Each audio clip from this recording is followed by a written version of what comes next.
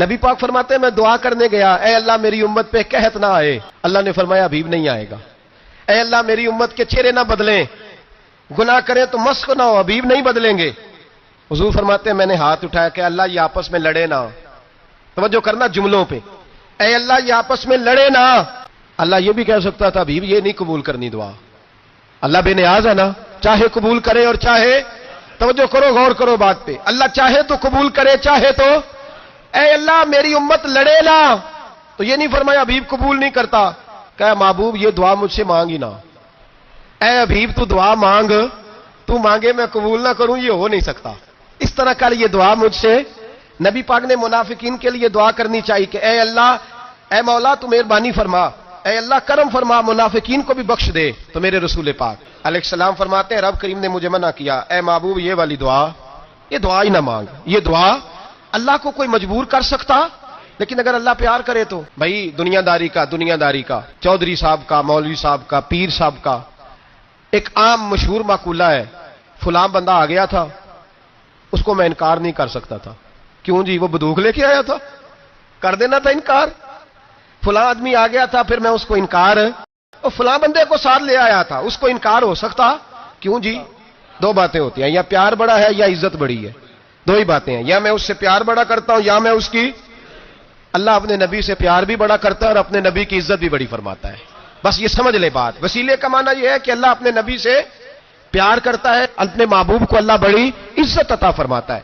نبی پاک سید عالم صلی اللہ علیہ وسلم کے وسیلے کا یہ حال تھا کہ صحابہ ہر کام کے لیے دروازہ رسول پہ پہنچ جاتے، پیاس لگی تو حضور کے پاس، بھوک لگی تو نبی پاک کے پاس، حضرت ابو ہریرہ کو حافظہ چاہیے تو نبی پاک کے پاس، کسی کو اولاد کی ضرورت ہے تو وہ رسول پاک کے پاس، کسی کو طاقت کی ضرورت ہے تو وہ بھی نبی پاک کے پاس، ہر آدمی جاتا تھا، انہیں پتا تھا دیتا خدا ہی ہے پر وسیلہ مصطفیٰ دیتا ہے صلی اللہ علیہ، اور حضور نے فرمایا انما انا قاسم، بخاری مسلم ہے، فرمایا میں تو بانٹنے والا ہوں، میں قاسم ہوں، میں قاسم ہوں، واللہ یؤتی، ہاں عطا کرنے والا اللہ ہے، میں قاسم ہوں اور دینے والا اللہ ہے۔ صحابہ ہمیشہ نبی پاک کے واسطے سے دعا مانگتے، انہیں پتا تھا اگر تیرے واسطے سے مانگوں تو کوئی دعا بے اثر نہ ٹھہرے۔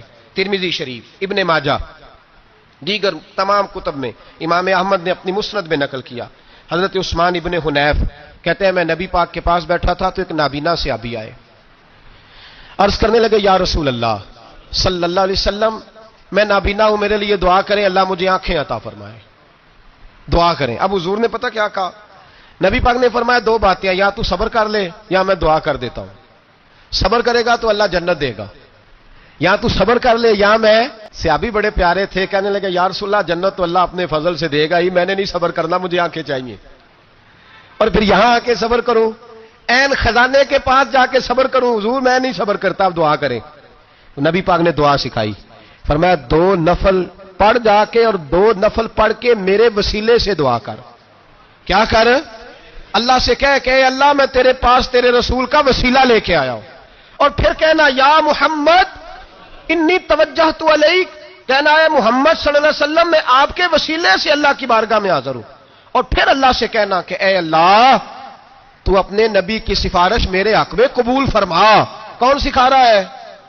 بولیے کس کو؟ بولیے۔ کہا جا میرے وسیلے سے جا کے دعا کر۔ حضرت عثمان کہتے ہیں وہ چلے گئے، دو نفل پڑھے، حضور کے وسیلے سے دعا مانگی، فرماتے ہیں وہ چلے گئے پر ہم کوئی نہیں گئے۔ آپ کیوں نہیں گئے؟ تو صحابہ کا نظریہ بتاتا ہے کہ وہ گئے اس لیے نہیں کہ ہم حضور کا معجزہ دیکھ کے جائیں گے، کہتے ہیں ہم گئے نہیں، تھوڑی دیر گزری تو وہ صحابی جو اندھے گئے تھے جب واپس آئے ہیں تو اللہ نے انہیں آنکھیں عطا فرما دی، گئے تھے تو نابینا تھے، آئے تو بینا ہے۔ میرے نبی پاک صلی اللہ علیہ وسلم کا توسل، حضور کا وسیلہ خود حضور نے سکھایا ہے، خود نبی پاک نے، اور صحابہ کرام علیہم رضوان اس مزاج پر پورے عامل تھے۔ حضرت عمر فاروق صحابہ میں ایک دانشور شخصیت کا نام ہے، علم کے لحاظ سے، عمل کے لحاظ سے، بصیرت کے لحاظ سے، تقوی کے لحاظ سے ایک بڑی انفرادی اور منفرد شخصیت ہے۔ حضرت عمر کے زمانے میں قحط پڑ گیا، بارش نہیں ہوتی، حالات بڑے دگرگوں ہیں، پریشانی ہے، لوگ سیدنا فاروق اعظم سے پوچھتے ہیں حضور اب کیا بنے گا؟ جو میں نے پہلے حدیث آپ کی خدمت میں عرض کی وہ ترمذی اور ابن ماجہ سے. اب جو حضرت عمر کی روایت عرض کر رہا ہوں یہ صحیح بخاری میں موجود ہے. حضرت عمر فاروق رضی اللہ تعالیٰ عنہ کا زمانہ مبارکہ، قلت آ گئی، قحط آ گیا، بارش شدید ہے، صحابہ پریشان ہے. جناب عمر فاروق رضی اللہ تعالیٰ عنہ سے کہتے ہیں حضور کرنا کیا ہے؟ حضرت عمر پہلے تو خاموش رہے، پھر حضور کے چچا جناب عباس کو بلایا، کوئی بات نہیں کی. جناب عباس کا بازو پکڑا اور کھلے میدان میں لے گئے. حضرت عمر دعا کرتے ہیں اور پوری امت کو دعا کا طریقہ بتلاتے ہیں. حضرت عمر کہتے ہیں اگر قبول کرانی ہے تو یہ طریقہ اختیار کرو، اگر اللہ کی بارگاہ میں دعاؤں کو مستجاب کرانا ہے تو یہ رنگ ہے جو امت مسلمہ کو میں سکھا رہا ہوں. حضرت عمر نے جناب سیدنا عباس رضی اللہ تعالیٰ عنہ کو کھڑا کیا سامنے اور دعا فرمائی، اللہم انا نتوسل الیک بنبیک، اے اللہ ہم تیری بارگاہ میں تیرے نبی کے وسیلے سے دعا کرتے ہیں، فتسقینا، ہمیں بارش عطا فرما. ہمیں کس کے وسیلے سے؟ حضور. اور پھر کہا اللہم انا نتوسلک بام نبیک، اے اللہ ہم نے اپنے نبی کے چچا کے وسیلے سے بارش عطا فرما. اے اللہ ہمیں اپنے رسول کے چچا کے وسیلے سے، حضرت عباس کے وسیلے سے بارش دے. صحابہ کہتے ہیں جب ہم گئے تھے دعا مانگنے تو خشک سالی تھی، اور جب گھروں کو آ رہے تھے تو ہمارے کپڑے بارش سے بھیگ چکے تھے. اللہ نے بارش عطا کس کے وسیلے سے؟ حضرت عباس. اچھا یہ بات یہاں قابل غور ہے، حضرت عمر کے وسیلے سے بھی دعا ہو سکتی ہے، دعا سیدنا عمر فاروق کے وسیلے سے بھی. لیکن حضرت عمر رضی اللہ تعالیٰ عنہ نے نبی پاک کے چچا، چونکہ حضرت عباس جب آیا کرتے تھے تو حضور کھڑے ہو کے استقبال فرماتے تھے آپ کو دیکھتا ہوں تو مجھے اپنے والد کی یاد آتی. حضرت سیدنا عمر نے بتلایا کہ میں اس کو لے کے جا رہا ہوں جو نبی پاک کے زیادہ قریب ہے، جو حضور کے زیادہ قریب ہے، ان کے وسیلے سے دعا فرمائی. امت کو کیا درس دیا؟ فرمایا جو بھی حضور کے قریب ہو اس کے وسیلے سے دعا کرو، اللہ تمہیں آسانیاں نصیب فرمائے گا. اب ہمارا حال یہ ہے، انتشار ہی انتشار ہے، اختلاف ہی اختلاف، شک کی شک ہے، پریشانی پریشان. واضح حدیثیں موجود ہیں. میں آج ایک صاحب کو پڑھ رہا تھا، پتہ نہیں لوگ کیوں پریشانی کا شکار ہیں، کیوں لوگ اس آزمائش کا شکار ہیں. کہتے ہیں جی وسیلہ نہیں دینا چاہیے، سیدھا سیدھا نیک عمل کرو. او میرے بھائی، میں نے کہا کہ اللہ کسی وسیلے کا محتاج، اللہ محتاج نہیں، لیکن اس کی عادت ہے وہ وسیلے کو پسند فرماتا ہے. باریک بات مشکل ہوتی ہے لیکن موٹی بات تو سمجھ میں آنی چاہیے نا. کوئی شخص ایسا ہے جسے اللہ نے بغیر ماں باپ کے وسیلے کے پیدا کر دیا ہو، حالانکہ اللہ پیدا کرنے پہ قادر.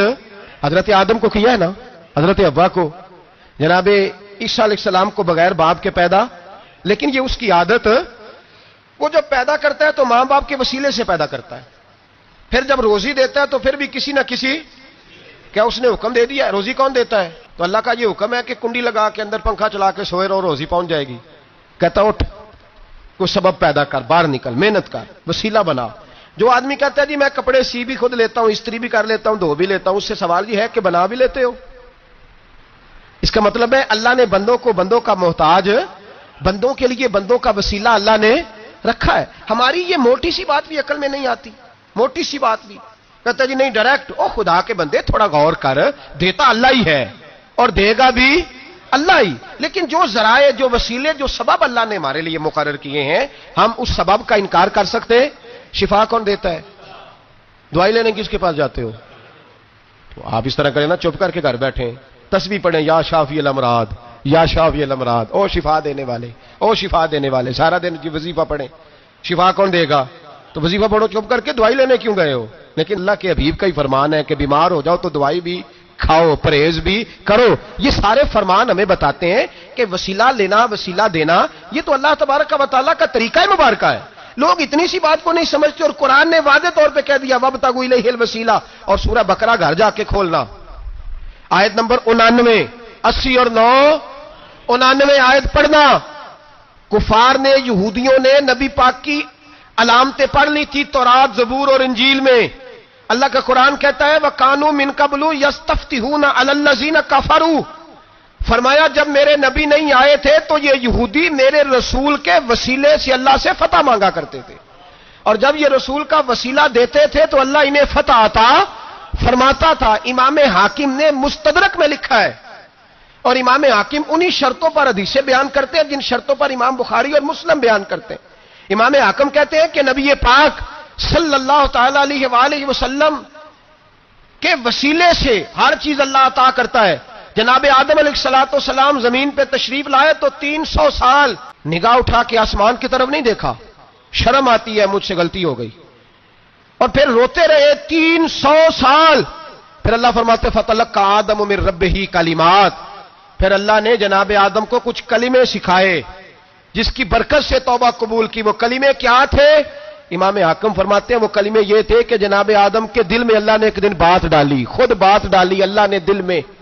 حضرت آدم کہنے لگے اے اللہ، جب میں نے آنکھ کھولی تھی تو جنت کے دروازے پہ میں نے لکھا ہوا دیکھا تھا لا الہ الا اللہ محمد الرسول اللہ صلی اللہ علیہ. جنت کے ہر پتے پر، درخت پر میں نے لکھا دیکھا تھا لا الہ الا اللہ محمد الرسول اللہ. تو جناب آدم کہنے لگے اے اللہ، وہ جو رسول جن کا نام تو نے جگہ جگہ لکھا ہے ان کے وسیلے سے میری توبہ قبول فرما. تو رب کریم نے فرمایا اچھا حبیب کی بات کرتے ہو، چلو آدم فتاب علیہ انہ هو التواب الرحیم، جا میں نے تیری توبہ قبول کی، میں ہوئی بڑا مہربان، میں ہوئی بڑی توبہ قبول کرنے والا. شیخ سعدی فرمایا کرتے تھے اگر تیرے باپ کی توبہ، جناب آدم کی توبہ مصطفیٰ کے وسیلے سے قبول ہوتی ہے، تو کیوں انکاری ہو گیا ہے؟ تو کیوں انکاری ہو گیا؟ کیوں نہیں حضور کا وسیلہ مانگتا؟ میرے نبی پاک سید عالم صلی اللہ تعالی علیہ. لوگ بڑی ڈھٹائی سے انکار کرتے ہیں، بڑی دلیری سے انکار کرتے ہیں. او خدا کے بندو، یہ وسیلہ تو بڑا ضروری ہے، یہ وسیلہ تو بڑا قیمتی ہے. میرے نبی پاک صلی اللہ تعالی علیہ وآلہ وسلم نے خود یہ وسیلہ سکھایا. صحابہ اس کے قائل تھے. حضرت عائشہ صدیقہ کے پاس لوگ آئے، آ کے عرض کیا اے اماں جی بارش نہیں ہوتی، قحط پڑ گیا ہے. اس بات کو نا ذرا دل کی گہرائیوں سے سننا.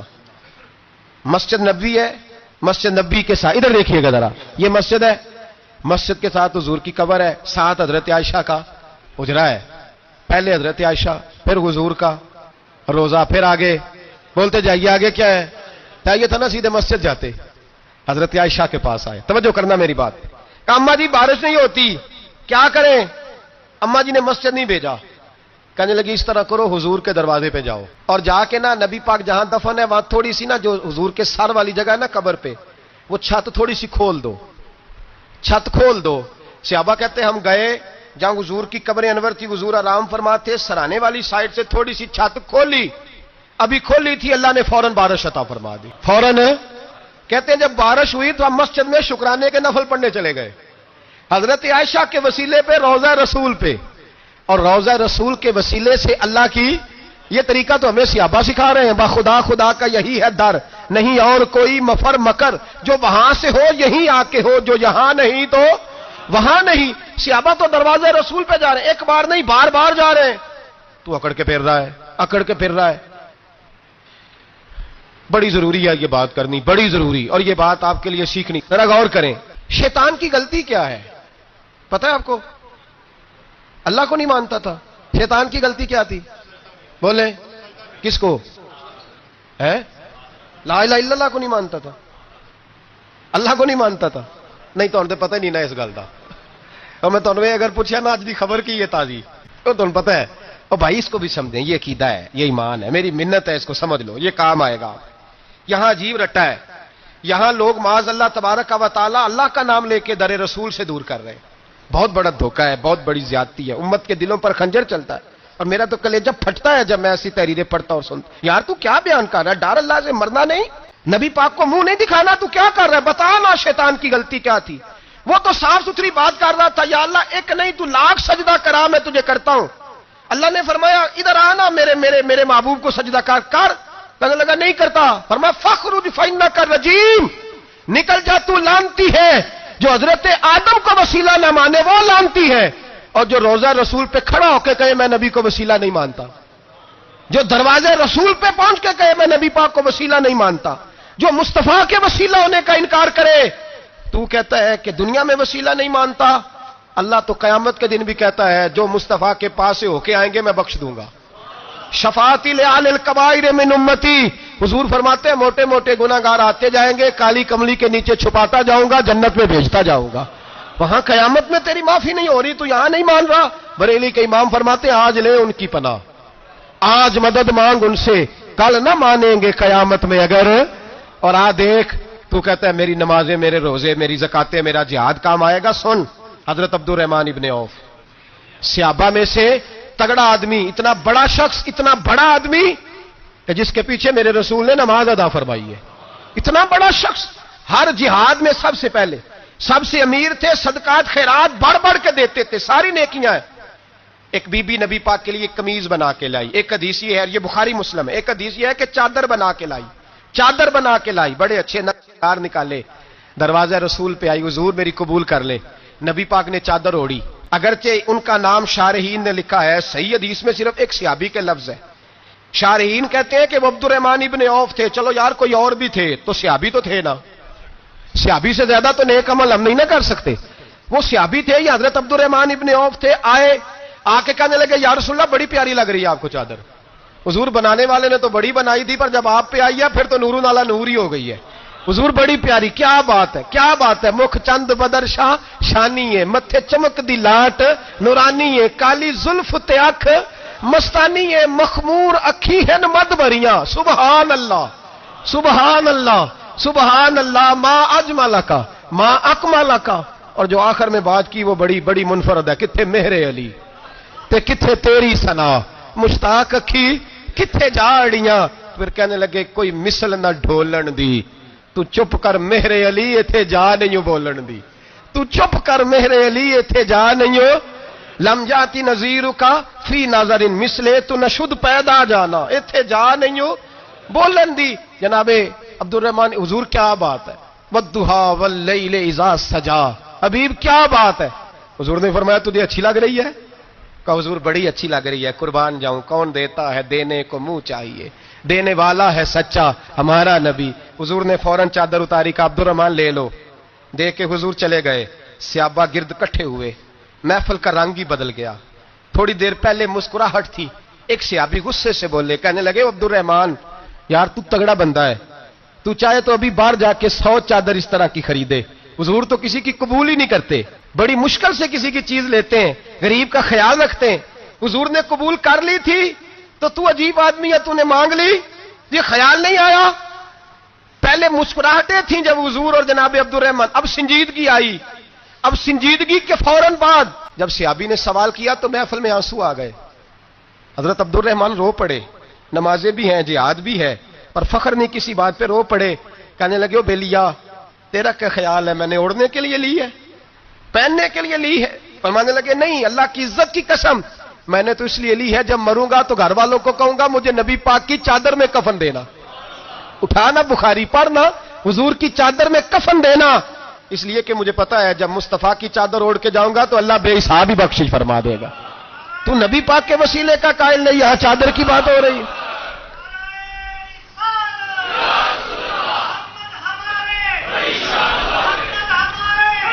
سنیے سنیے اور غور کیجئے. حضرت مولا علی شیر خدا رضی اللہ, ان کی اماں نے نا حضور سے بڑا پیار کیا.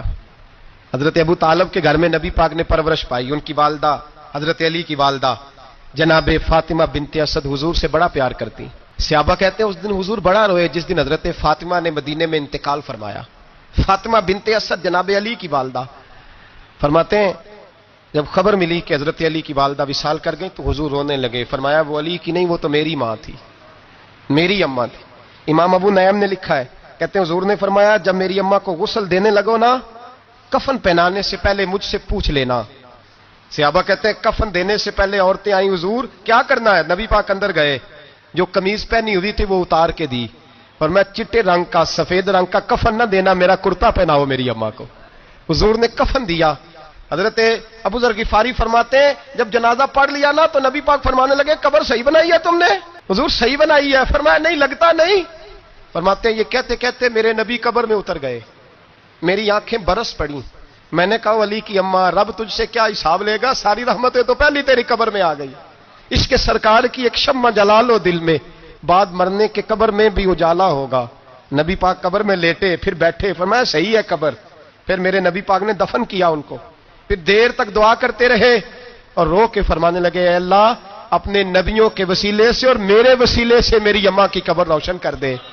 حضرت ابو ذر فرماتے ہیں کسی کا دل نہیں کرتا اس کی ماں مرے, آج میرا دل کرتا تھا کاش میری مر جاتی, یہ فضیلت میری اماں کو نصیب ہوتی. سیدنا ابو ذر فرماتے ہیں جب حضور رخصت ہونے لگے تو میں قریب گیا, میں نے کہا حبیبہ ذرا یہ رنگ مجھے بھی سمجھائیں. تو حضور نے فرمایا میں نے اپنا کرتا اس لیے پہنایا ہے کہ جب میرا کرتا فاطمہ بنت اسد کو پہنایا جائے گا تو اس کے توسل سے اللہ انہیں جنت کا جوڑا عطا فرمائے گا. اور قبر میں اس لیے اترا ہوں کہ جب میں قبر میں اترا ہوں تو اب میری اماں کی قبر تنگ نہیں ہوگی بلکہ اللہ میری برکت سے کشادگی عطا فرما دے گا. پسے مردن فرشتوں نے جو تلاشی لی تو کیا نکلا، فقط ایک دل کے گوشے سے خیال مصطفیٰ نکلا. اور میاں صاحب تو تڑپ اٹھے، کہنے لگے قبر میری تے میرے پیرا جے کر پاویں پھیرا، قبر میری تے. چلو زندگی میں بھی دعا رہی، زندگی میں بھی دعا رہی کہ تو آئے، میں کو جیتے میرا دل بر سونا کیوں کر اس نو بھاواں، وہ ویڑے میرے وڑدا نہ ہی، میں پئی لکھ وسیلے پاواں. میں نے زندگی میں بھی کہا وہ نہیں آیا، کی سی جے درد بن کے آ جا دو، وہ نہیں آیا. میاں صاحب کہتے ہیں میری قبر میں بھی یہ دعا رہی، قبر میری تے میرے اب پیرا جے کر پاویں پھیرا، قبر میری تے میرے اب پیرا جے کر پاویں پھیرا، قبر دے وچوں ہڈیاں اٹھ کے مجرا کر سن تیرا. تو آ تو صحیح میرے رسول پاک سید عالم صلی اللہ علیہ وسلم خود قبر میں لیٹ گئے. او بھائی یہ وسیلہ اتنا پیارا، یہ وسیلہ حضرت ابو ذر فرماتے دل کرتا تھا یہاں میری اماں ہوتی. اتنی کرم نوازیاں، اتنی بندہ نوازیاں، اتنی رحمتیں.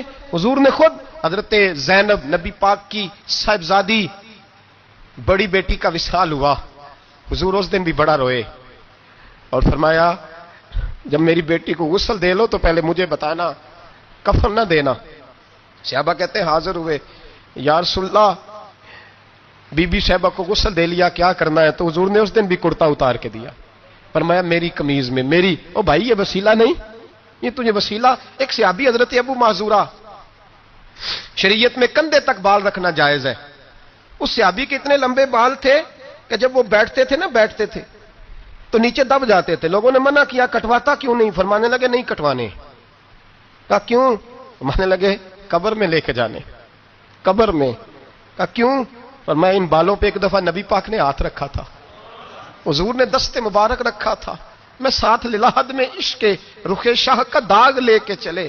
ہم نے اندھیری رات سنی تھی چراغ. عبداللہ بن عتیق صحابی ہیں، حضور نے گستاخ قتل کرنے بھیجا، انعام دیے. انتقال کا وقت آیا تو بچوں کو بلایا، کہنے لگے یہ کہ ڈنڈا ہے عصا ہے، جب مروں تو میری قبر میں رکھنا. کہا ابا جی سنا نہیں کبھی کسی نے ڈنڈا قبر میں رکھا ہو، عصا آپ کی قبر میں کیوں رکھے؟ فرمایا بیٹا تمہیں پتہ نہیں، یہ معمولی نہیں، یہ وہ ہے جو میرے رسول نے مجھے دیا تھا. یہ میری قبر میں، قبر میری تے میرے اب پیرا جے کر پاویں پھیرا، قبر دے وچوں ہڈیاں اٹھ کے مجرا کن سن تیرا. پسے مردن فرشتوں نے جو تلاشی لی تو کیا نکلا، فقط ایک دل کے گوشے سے خیال حضرت انس بن مالک کہتے ہیں مر جاؤں تو حضور کے منہ مبارک میری زبان کے نیچے رکھ